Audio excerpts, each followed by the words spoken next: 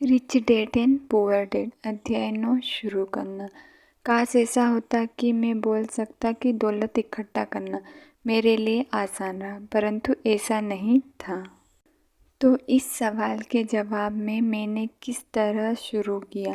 मैं दिन प्रतिदिन के हिसाब से अपने विचार को बताना चाहता हूँ। बड़े सौदे को खोजना सचमुच आसान है। मैं आपसे यह वादा कर सकता हूँ, यह मोटरसाइकिल चलाने की तरह है। थोड़े से अभ्यास के बाद आपको इसका पता ही नहीं चलता। जब पैसे की बात आती है तो आप अगर संकल्प कर ले तो थोड़ी देर डगमगाने के बाद आप संभल जाते हैं। जिंदगी में एक बार आने वाले करोड़ों डॉलर के सौदे को खोजने के लिए हमें आर्थिक प्रतिभा होनी जरूरी है। मुझे भरोसा है कि हम सभी के भीतर एक आर्थिक जीनियस होता है। समस्या यह है कि हमारा आर्थिक जीनियस सोया होता है और उसे बुलाकर जगाने की ज़रूरत होती है। यह इसलिए सोया रहता है क्योंकि हमारी संस्कृति ने हमारे भीतर यह संस्कार डाल रखे हैं कि पैसे का मोह सभी बुराइयों की जड़ है। इस संस्कृति ने हमें प्रोफेशनल सीखने के लिए तो प्रोत्साहित किया है ताकि हम पैसे के लिए काम कर सकें, परंतु हमें यह नहीं सिखाया है कि पैसे से किस तरह अपने लिए काम करवाया जाए। इसने हमें अपने आर्थिक असफलता के बारे में चिंता न करना सिखाया है। जब हमारे काम के दिन खत्म होंगे तो सरकार या हमारी कंपनी हमारी जिम्मेदारी संभाल लेगी, परंतु इसके लिए हमारे बच्चों को पैसा चुकाना होगा जो उसी स्कूल सिस्टम में शिक्षित होते हैं। संदेश यह है कि कड़ी मेहनत करो, पैसा कमाओ और उसे खर्च कर दो। और अगर हमारे पास पैसा कम है तो हम हमेशा कर्ज तो ले ही सकते हैं। दुर्भाग्य से समाज के 90% से ज़्यादा लोग इस सिद्धांत का पालन करते हैं और ऐसा केवल इसलिए होता है क्योंकि नौकरी ढूंढना और पैसे के लिए काम करना ज़्यादा आसान होता है। अगर आप इस भीड़ में से एक नहीं है तो मैं आपके आर्थिक जीनियस को जगाने के लिए नीचे लिखे 10 कदम दे सकता हूँ। मैं आपको केवल वही कदम बता रहा हूँ जिन पर मैं चला हूँ। अगर आप इनमें से कुछ पर चलना चाहते हैं तो बहुत अच्छा। अगर आप इन पर कुछ पर नहीं चलना चाहते हैं तो आप खुद के कदम बना लें। आपका आर्थिक जीनियस इतना स्मार्ट होता है कि आप अपने खुद की सूची बना सकते हैं। जब मैं पेरू में था तो 45 वर्ष के सोने की खुदाई करने वाले से मैंने पूछा कि उसे इतना भरोसा क्यों है कि उसे सोने की खदान मिल जाएगी। उसने जवाब दिया, सोना तो हर जगह है, अधिकतर लोगों की आंखें इसे नहीं देख पाती है। और मैं कहूँगा कि यह सच है। रियल एस्टेट में बाहर जा सकता हूँ और 4 या 5 संभावना भरे सौदे कर सकता हूँ, जबकि औसत व्यक्ति बाहर जाकर खाली हाथ लौट सकता है। जबकि हम दोनों एक ही इलाके में जाते हैं।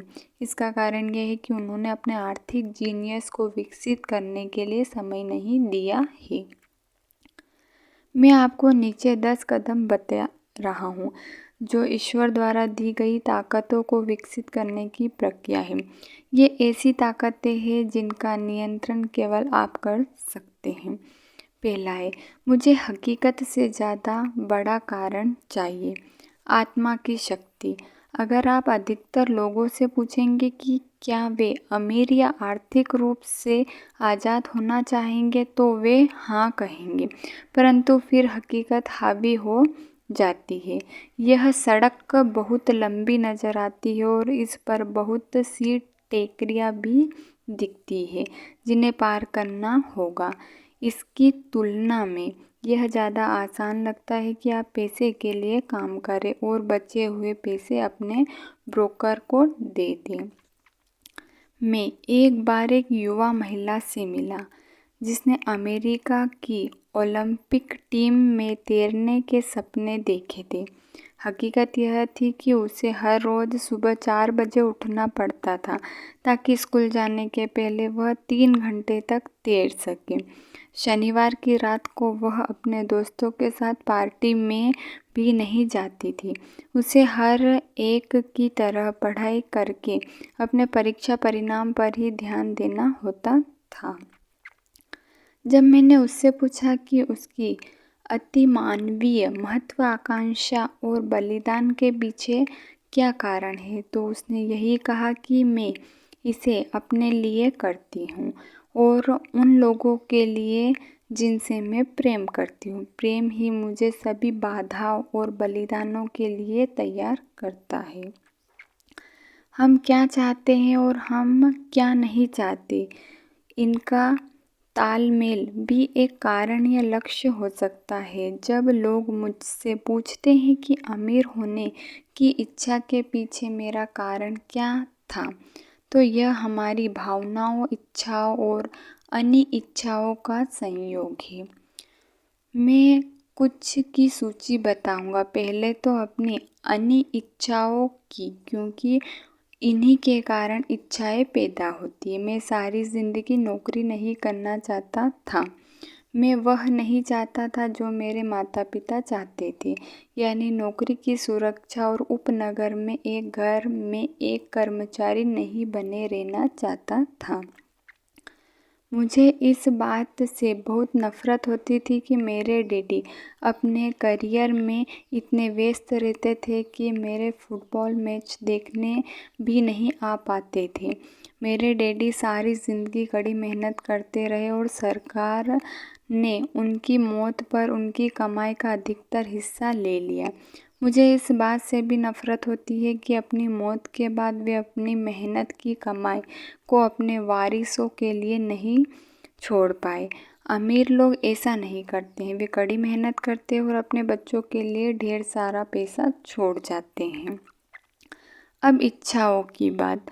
मैं दुनिया घूमना चाहता हूँ और ज़िंदगी को मनचाहे तरीके से जीना चाहता हूँ। मैं ऐसा अपनी जवानी में ही कर लेना चाहता हूँ। मैं केवल आज़ाद होना चाहता हूँ। मैं अपने समय और अपनी ज़िंदगी पर नियंत्रित चाहता हूँ। मैं चाहता हूँ कि पैसे मेरे लिए काम करें। यह मेरे गहरे छुपे हुए विचारों का कारण है। आपके पास क्या कारण है? अगर वे पर्याप्त ताकतवर नहीं है, तो रास्ते में आगे आने वाली हकीकत आपके कारणों पर हावी हो जाएगी। मैंने कई बार पैसा गंवाया है और कई बार फिर से शुरू किया है, परंतु चूंकि मेरे पास गहरे विचार कारण थे, इसलिए मैं हर बार उठ खड़ा हुआ हूँ और आगे बढ़ चला हूँ। मैं 40 साल की उम्र तक आज़ाद होना चाहता था, परंतु इसमें मुझे 7 साल ज़्यादा लग गए और मैं आखिरकार 47 साल की उम्र में आज़ाद हो सका और बीच में मुझे कई सीखने वाले अनुभव मिले। जैसे मैंने कहा कि काश मैं कह सकता था कि यह आसान था। यह बिल्कुल आसान नहीं था, परंतु यह कठिन भी नहीं था। लेकिन बिना दमदार कारण या लक्ष्य के ज़िंदगी में हर चीज़ कठिन होती है। अगर आपके पास कोई दमदार कारण नहीं है, तो आगे पढ़ने में कोई समझदारी नहीं है। इसमें बहुत ज़्यादा मेहनत लगेगी। दूसरा, मैं हर दिन विकल्प चुनता हूँ। विकल्प चुनने की ताकत यह मुख्य कारण होता है कि लोग एक आज़ाद देश में रहना चाहते हैं। हमें चुनने का अधिकार चाहिए। आर्थिक रूप से जब हमारे हाथ में एक भी डॉलर आता है, तो यह हमारे हाथ में होता है कि हम भविष्य में अमीर, गरीब या मध्यवर्गीय बनने का विकल्प चुनें। हमारे खर्च करने की आदतें बताती है कि हम कौन हैं। गरीब लोग खर्च करने की आदत गरीबी की होती है। बचपन में मुझे यह फ़ायदा मिला कि मुझे लगातार मोनोपोली खेलना बहुत पसंद था। किसी ने मुझे यह नहीं बताया था कि मोनोपोली केवल बच्चों के लिए है, इसलिए बड़े होने के बाद भी मैं इसे खेलता रहा। मेरे पास एक अमीर डैडी भी थे जो मुझे संपत्ति और दायित्व के फ़र्क को समझाते रहे। तो बहुत समय पहले अपने बचपन में ही मैंने अमीर बनने का विकल्प चुना और मैं जानता था कि मुझे केवल इतना ही करना था कि असली संपत्तियों को इकट्ठा करना था। मेरे सबसे अच्छे दोस्त माइक को संपत्ति वाला कॉलम विरासत में मिला था, परंतु उसे इसे बनाए रखना सीखना था। कई अमीर परिवार अपनी संपत्तियों को अगली पीढ़ी में सिर्फ इसलिए खो देते हैं क्योंकि उन संपत्तियों की देखरेख करने के लिए किसी को ट्रेनिंग नहीं दिया जाता है। अधिकतर लोग अमीर न बनने का विकल्प चुनते हैं। 90% लोग के लिए अमीर बनना बहुत झंझट का काम है, तो वे इस तरह की कहावतें ईजाद कर लेते हैं।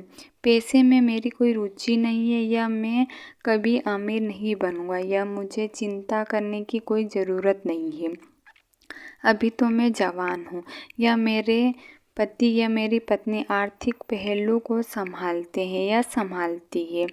इन वाक्यों के साथ समस्या यह है कि यह बोलने वाले से दो चीज़ें लूट लेते हैं। एक तो है समय, जो आपकी सर्वाधिक कीमती संपत्ति है, और दूसरी शिक्षा।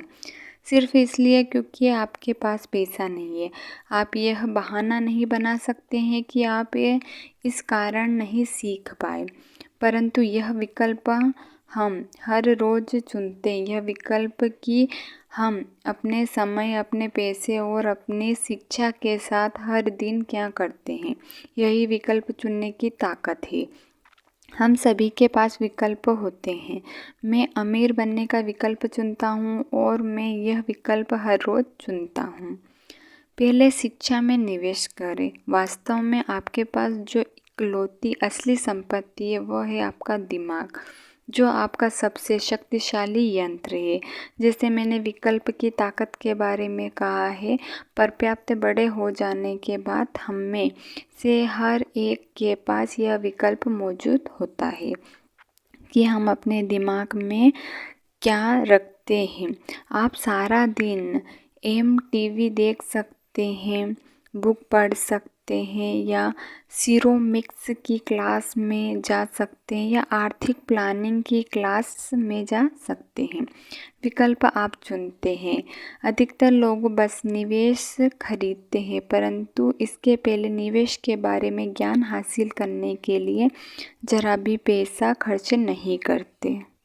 मेरी एक मित्र है जो एक अमीर महिला है। अभी हाल ही में उनके घर पर चोरी हो गई। चोर उनके घर से टीवी और VCR ले गया और किताबें जैसी चीज़ें छोड़ गया। और हम सभी के पास इसी तरह के विकल्प मौजूद होते हैं। एक बार फिर दोहरा दूँ, 90% लोग टीवी सेट खरीदते हैं और केवल 10% लोग बिजनेस पर पुस्तकें या निवेश पर टेप खरीदते हैं। और मैं यह करता हूँ, मैं सेमिनार में जाता हूँ। मैं ऐसे सेमिनारों को पसंद करता हूँ जो कम से कम 2 दिन लंबे हो, क्योंकि मैं विषय में पूरी तरह डूब जाना चाहता हूँ। 1973 में टीवी देख रहा था और एक व्यक्ति मेरे घर आया। वह 3 दिन के सेमिनार का विज्ञापन कर रहा था कि किस तरह पैसा न होते हुए भी रियल एस्टेट खरीदी जा सकती है।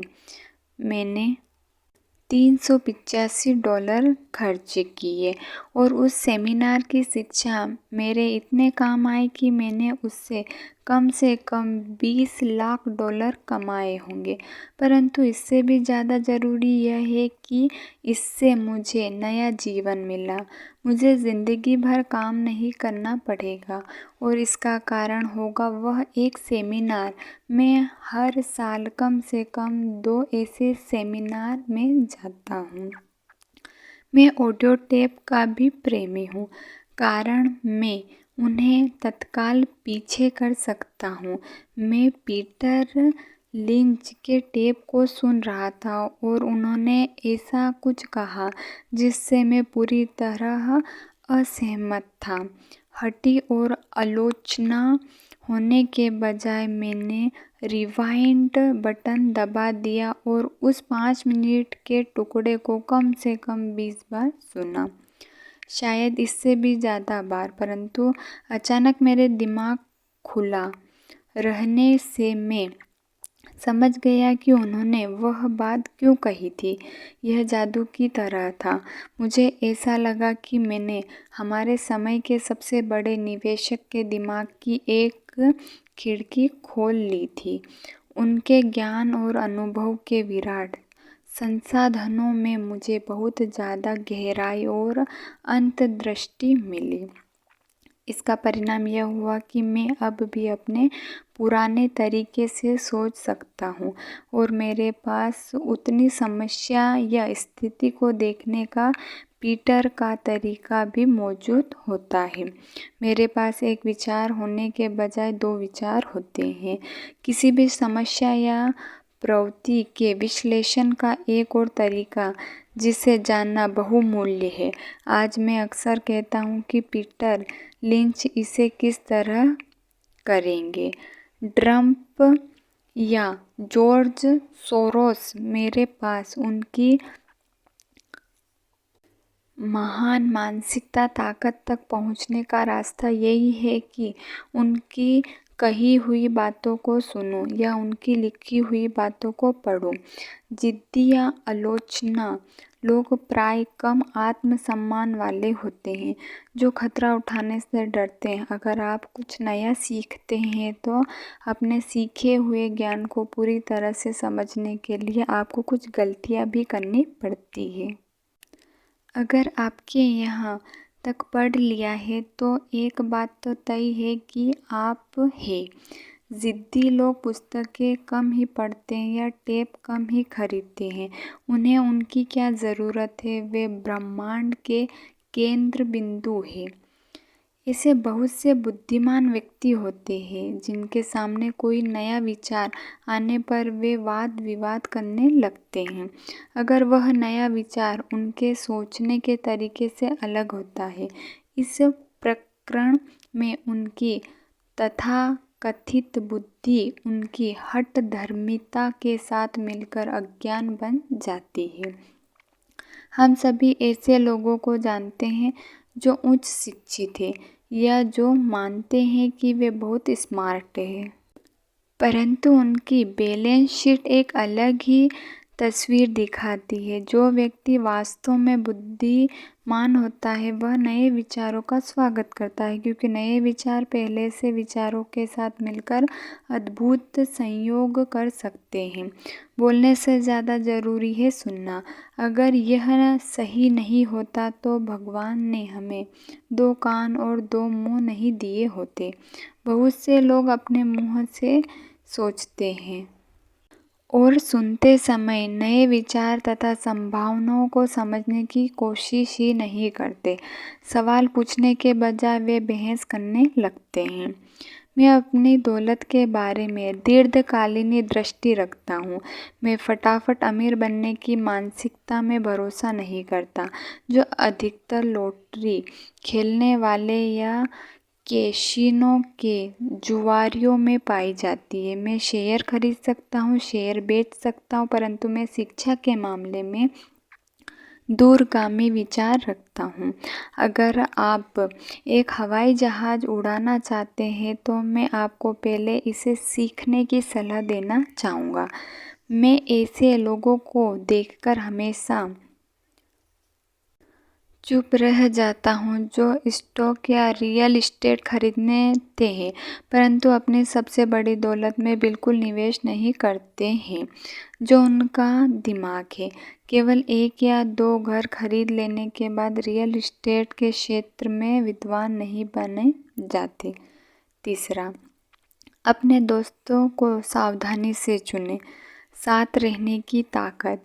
सबसे पहले तो यह बता दूं कि मैं अपने दोस्तों को उनकी अमीरों के हिसाब से नहीं चुनता। मेरे दोस्त भी दोस्त हैं जिन्होंने गरीबी में जीने की कसम खाई, और ऐसे दोस्त भी हैं जो हर साल करोड़ों कमाते हैं। मुद्दे की बात यह है कि मैं उन सभी से सीखता हूँ और मैं पूरा मन लगाकर उनसे सीखने की कोशिश करता हूँ। मैं यह मानता हूँ कि मैंने अमीर लोगों की तलाश की है, परंतु मेरी नज़र उनकी दौलत पर नहीं बल्कि उनके ज्ञान पर थी। कई मामले में ऐसे अमीर लोग मेरे अच्छे दोस्त बन गए, जबकि कई बार ऐसा नहीं हुआ। परंतु मैं आपको एक अंतर बताना चाहूँगा। मैंने यह पाया कि मेरे पैसे वाले दोस्त पैसे के बारे में बात करते हैं, और मेरा यह मतलब नहीं है कि उन्हें पैसों का घमंड है। वे इस विषय में रुचि रखते हैं, इसलिए मैं उनसे सीखता हूँ। और मुझसे मेरे वे दोस्त जो आर्थिक दलदल में फंसे हुए हैं, वे पैसे, व्यवसाय या निवेश के बारे में बात करना पसंद नहीं करते। उनकी नज़र में ऐसा करना मूर्खतापूर्वक या बेईमानी होता है। इसलिए मैं अपने गरीब दोस्तों से यह सीखता हूँ कि मुझे क्या नहीं करना चाहिए। मेरे कई दोस्त हैं जिन्होंने अपनी छोटी सी ज़िंदगी में अरबों डॉलर कमाए हैं। उनसे 3 से एक ही अनुभव बताया है। उनके गरीब दोस्त उनसे यह पूछते कभी नहीं आए कि उन्होंने ऐसा किस तरह किया, परंतु वे उनसे 2 में से एक चीज़ या दोनों ही चीज़ों के बारे में मदद मांगने आए। पहला है कर्ज, दूसरा है नौकरी।